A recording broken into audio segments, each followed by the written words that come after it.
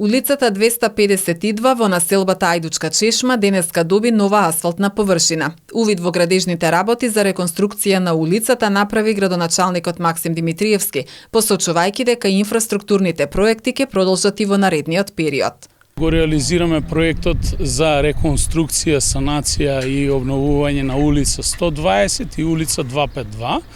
Во рамки на тој проект, ќе бидат реконструирани постоечките инфраструктури, обновени и поставена нова површина на асфалт во површина од околу 6000 метри квадратни со вкупна вредност на инвестиција од нешто помалку од 5 милиони денари. Димитриевски потсети дека досега се асфалтирани и голем број локални патишта во кумановските села.